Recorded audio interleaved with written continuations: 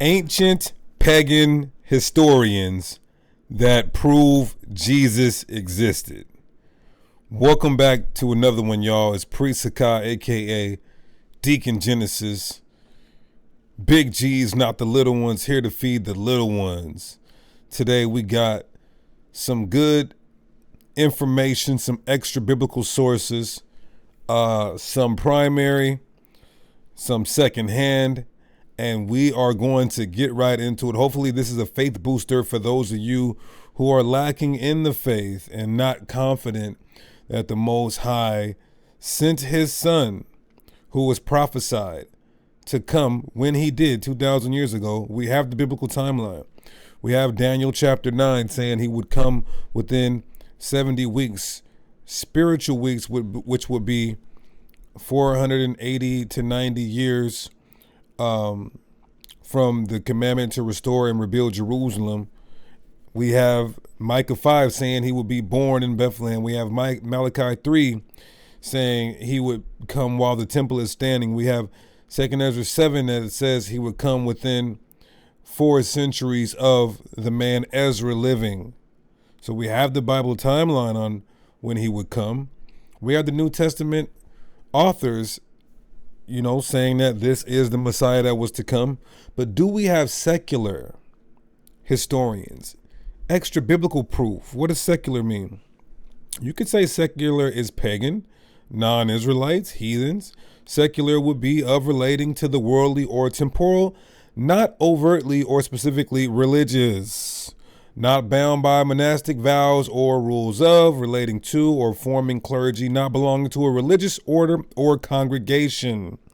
So let's take a look at some ancient pagan historians that prove Jesus existed. Number 1, Tacitus on who the world calls Jesus. He would be considered a first century source. The Roman historian and senator Tacitus referred to Jesus, his execution by Pontius Pilate, and the existence of early Christians in Rome in his final work, Annals, written about AD 116. Book 15, chapter 44. The context of the passage is the 6-day Great Fire of Rome that burned much of the city in AD 64. During the reign of the Roman Emperor Nero. The passage is one of the earliest non-Christian references to the origins of Christianity, the execution of Christ described in the canonical Gospels, and the presence of and persecution of Christians in the first century Rome. The scholarly consensus is that Tacitus' reference to the execution of Jesus by Pontius Pilate is both authentic and of historical value as an independent Roman source. Number 2. This is the actual passage. Let's read the actual passage, from Tacitus. But all human efforts, all the lavish gifts of the emperor, and the propitiations of the gods did not banish the sinister belief that the conflagration was the result of an order. Consequently, to get rid of the report, Nero fastened the guilt and inflicted the most exquisite tortures on a class or sect hated for their abominations, called Christians by the populace. Christus, which will be the Messiah, Christ, in the Hebrew Mashiach, from whom the name had its origin, meaning they followed him, suffered the extreme penalty during the reign of Tiberius at the hands of one of our procurators, Pontius Pilatus, and of a most mischievous superstition, thus checked for the moment, again broke out not only in Judea, the first source of the evil, but even in Rome, where all things hideous and shameful from every part of the world find their center and become popular. According to an arrest first made of all who pleaded guilty, then upon their information, an immense multitude was convicted, not so much of a crime of firing the city as of hatred. So they blamed the Christians for burning down Rome. But this is the actual passage of the secular historian Tacitus, proving the existence of who the world calls Jesus. Number 2, Pliny the Younger on Jesus. Pliny the Younger, the Roman governor of Bithynia and Pontus, now modern Turkey, wrote a letter to the Emperor Trajan around AD 112 and asked for counsel on dealing with the early Christian community. The letter, Epistola X96, details an account on how Pliny conducted trials of suspected Christians who appeared before him as a result of anonymous accusations, and asked for the emperor's guidance on how they should be treated. Neither Pliny nor Trajan mentions the crime that the Christians were supposed to have committed, except for being a Christian, and other historical sources do not provide a simple answer to what the crime should be, but most likely due to the stubborn refusal of Christians to worship Roman gods, making them appear as objecting to Roman rule. This would be a reference to who the world calls Jesus. Why? Because he's called the Christ, and there would be no Christians if there wasn't a man called Christus who the Christians would be following.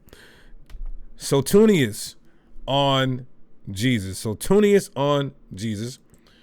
The Roman historian Suetonius, from AD 69 to AD 122, mentions early Christians and may refer to Jesus Christ in his work Lives of the 12 Caesars. The 12 coin Caesars, or the 12 era of the Caesars, is dealing with the golden age of the Roman Empire, also known as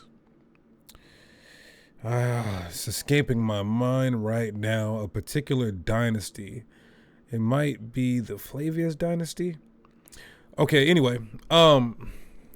So one passage in the biography of Emperor Claudius refers to agitations in the Roman Jewish community and the expulsion of Jews from Rome by Claudius during his reign, AD 41 to 54. Which may be the expulsion mentioned in the book of Acts, chapter 18, verse 2. We're going to read that in a second. In this context, Cresto is mentioned. Some scholars see this as a likely reference to Jesus, while others see it as referring to an otherwise unknown person living in Rome. Christians are explicitly mentioned, though, in Suetonius' biography of the Emperor Nero, as among those punished during Nero's reign. Same thing Tacitus is saying. These punishments are generally dated to around AD 64, the year of the Great Fire of Rome. In this passage, Suetonius describes Christianity as an excessive religiosity, as do his contemporaries Tacitus and Pliny. So there are his contemporaries, right? Suetonius on Jesus. This also proves it.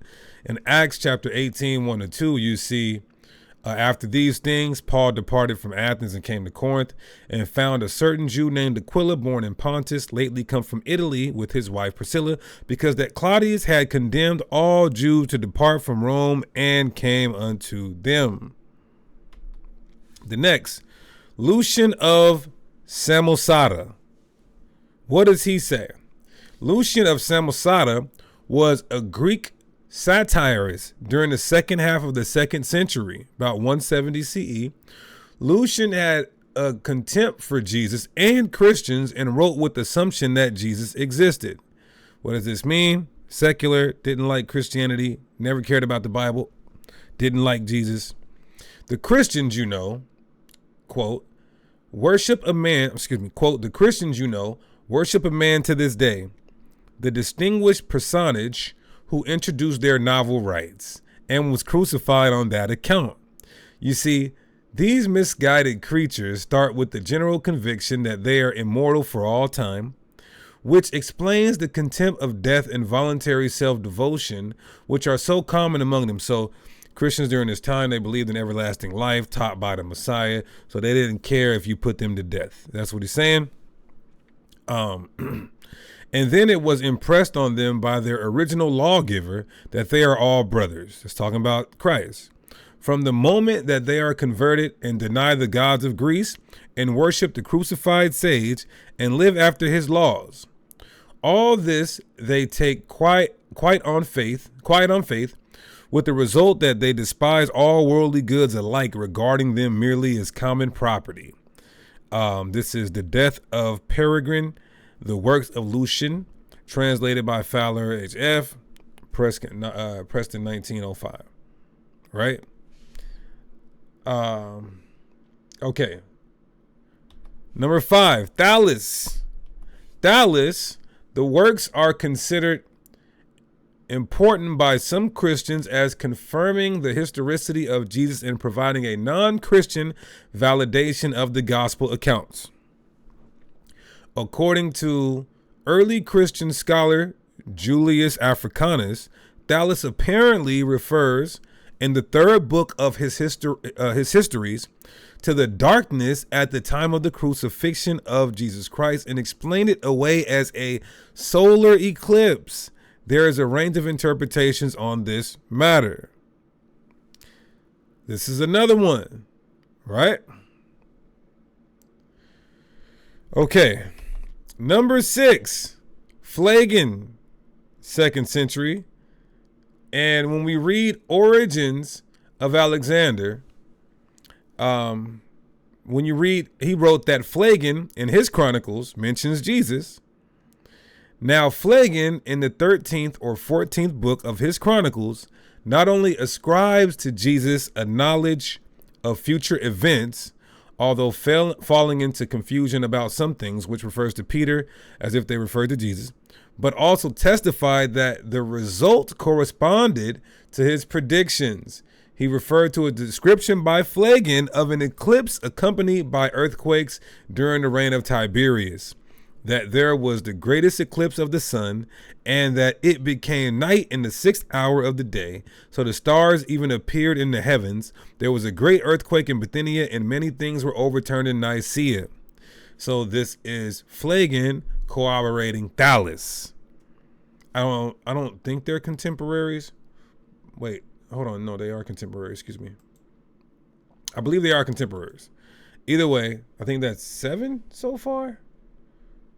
1, 2, 3, 4, 5, 6. No, that's 6. Number 7, Morabar Sarapion on Jesus. What does he say? This was a Stoic philosopher from the Roman province of Syria. He is noted for a letter he wrote in Aramaic to his son, who was named Serapion. The letter was composed sometime after 73 AD, but before the 3rd century, and most scholars date it to shortly after 73 AD, during the 1st century. The letter may be an early non-Christian reference to the crucifixion of Jesus. The letter refers to the unjust treatment of 3 wise men, the murder of Socrates, the burning of Pythagoras, and the execution of the wise king of the Jews. The author explains that in all 3 cases, the wrongdoing resulted in the future punishment of those responsible by God, and that when the wise are oppressed, not only does their wisdom triumph in the end, but God punishes their oppressors. And number 8, Josephus on Jesus.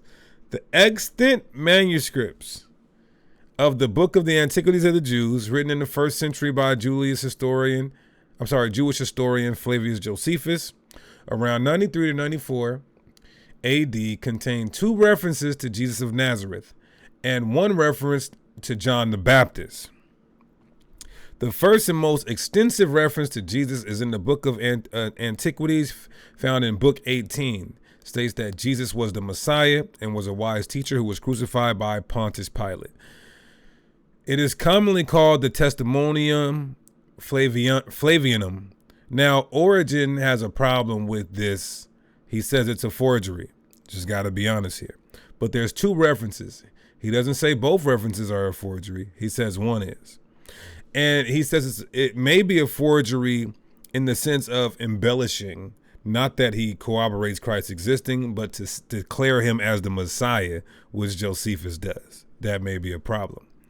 Almost all modern scholars reject the authenticity of the passage in its present form, while most scholars nevertheless hold that it contains an authentic nucleus referencing the life and execution of Jesus by Pilate, which was then the subject to Christian interpolation or alteration.